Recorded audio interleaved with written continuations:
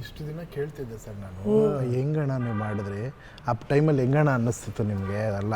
ನೆನ್ನೆ ಹೇಳಿದ್ರು, ಇಷ್ಟು ದಿನ ಹೇಳ್ಬೇಕಾದ್ರೆ ಅವ್ರು ಹೇಳೋದಿಲ್ಲಮ್ಮ ನೀವೆಲ್ಲ ಧೈರ್ಯ ಕೊಡ್ತಾಯಿದ್ರಿ, ನೀವೆಲ್ಲ ಎಲ್ಲರೂ ಇದ್ರಿ. ಹಾಗೆ ನೆನ್ನೆ ಒಂದು ಮಾತು ಹೇಳಿದ್ರು, ಅರ್ಜುನ್ ನನಗೆ ಈ ಸಿನಿಮಾ ಕ್ಲೈಮ್ಯಾಕ್ಸ್ ಎಲ್ಲ ಮಾಡಬೇಕಾದ್ರೆ ಒಂದಿನ ಅನ್ನಿಸ್ತು ನನಗೆ, ಈ ಮಿರರ್ ಹತ್ರ ಹಿಂಗೆ ಕೂತ್ಕೊಂಡು ಹಿಂಗೆ ನೋಡ್ತಾ ಇದ್ದೆ, ನನ್ನ ಮೇಕಪ್ ಎಲ್ಲ ಪಕ್ಕದಲ್ಲಿತ್ತು, ಶಿವರಾಜ್ ಕುಮಾರ್ ಇದೇ ಲಾಸ್ಟ್ ಮೇಕಪ್ ಏನೋ ನೀನು ಹಾಕೋದು ಅಂತ ನನಗೆ ಮಿರರ್ ಕೇಳ್ದಂಗಿತ್ತು ಅರ್ಜುನ್. ಅವತ್ತು ನನ್ನ ಹತ್ರ ಹಂಗೆ ಮಾತಾಡಿದ್ರು, ನನ್ನ ಹತ್ರನೂ ಅದು ಮಾತಾಡ್ತಾ ಅವ್ರು ಹೇಳಿದ್ದು ಹೆಂಗಿತ್ತಂದರೆ, ಬೇಕಿತ್ತಣ್ಣ ಇದು ಸ್ವಲ್ಪ ರೆಸ್ಟ್ ಮಾಡ್ಬೋಯ್ತಲ್ಲ ಅಂತ ಹೇಳಿದ್ರೆ, ಅಲ್ಲ ನಾಡಿದ್ದು ಆಪ್ರೇಷನ್ ಇದೆ ಹಿಂದೆ ಬರ್ತೀನೋ ಇಲ್ಲೋ ಗೊತ್ತಿಲ್ಲಲ್ಲ ಅನ್ನೋ ಥರ ಮಾತಾಡಿದ್ರು.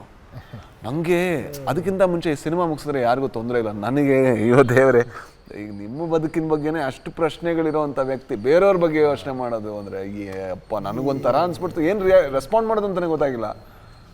ಆ ಮೇಕಪ್ಗೆ ಒಂದು ಎಮೋಷನ್ ಇರುತ್ತಲ್ಲ ಸರ್. ಹೌದು, ಇದಲ್ಲ ಆ ಮೇಕಪ್ ಇದು ಈ ಸ್ಕಿನ್ ಮೇಲೆ ಇದೇನಾ ಲಾಸ್ಟು, ಇನ್ಮೇಲೆ ನಾನು ಮೇಕಪ್ ಹಾಕಲ್ವಾ ಅಂತ ಶಿವರಾಜ್ ಕುಮಾರ್ ಅವ್ರಿಗೆ ಅನಿಸಿದೆ ಆ ಮೊಮೆಂಟ್. ಬಟ್ ನಮ್ಗೆ ಯಾರಿಗೂ ತೋರಿಸಿಲ್ಲ ಸರ್.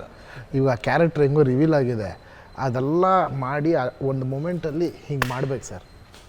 ಇದನ್ನ ಹೆಂಗೆ ಹೇಳ್ತೀರ ನೀವು ಅವ್ರ ಹತ್ರ ಸರ್? ಅವಕ್ಕೆ ಶಿವಣ್ಣನಿಗೆ ಅಣ್ಣ ನೀವು ಇದೇನು ಮಾಡ್ಬೇಕು, ಏನಮ್ಮ ಮಾಡ್ಬೇಕು ಅಂದರು. ಅದೇ ಅಣ್ಣ ನೀವು ಹಿಂಗೆ ಮಾಡ್ಬೇಕಣ್ಣ ಅಂತಂದೆ.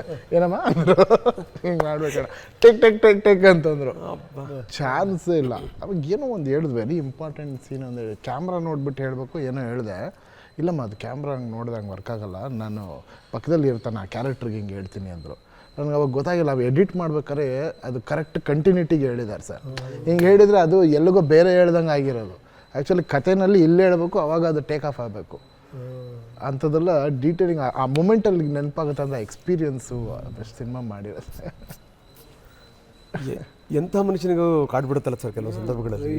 ಅವ್ರ ಕ್ಯಾರೆಕ್ಟರ್ ಥರ ನೋಡ್ತಾರೆ ಅನ್ಸುತ್ತೆ. ಇವಾಗ ನಾವು ಹೇಳೋದ್ವಲ್ಲ ಆ ಥರ, ಏನು ಕ್ಯಾರೆಕ್ಟರ್ ಥರ, ಇದೊಂದು ಕ್ಯಾರೆಕ್ಟರ್ ಅಷ್ಟೇ ಅಂತ. ಅದಕ್ಕೆ ಆ ಪರಿಸ್ಥಿತಿ ಮನಸ್ಥಿತಿ ನೆನಪಾಯ್ತು ನನಗೆ. ಕರೆಕ್ಟ್. ಏನು ಎಂಥ ಪರಿಸ್ಥಿತಿ ಬಂದವಲ್ವ, ಎದ್ದೇಳ ಮನಸ್ಥಿತಿ ಇದೆ. ಮನಸ್ಥಿತಿ ಸಿಕ್ಕಾಬಿಟ್ಟು, ಅದಕ್ಕೆ ಅವ್ರು ಎನರ್ಜೆಟಿಕ್ಕು ಇದು ಅನ್ನೋದಲ್ವ, ಎದ್ದು ಬಿಡ್ತಾರೆ ಅವ್ರು ಹಂಗೆ.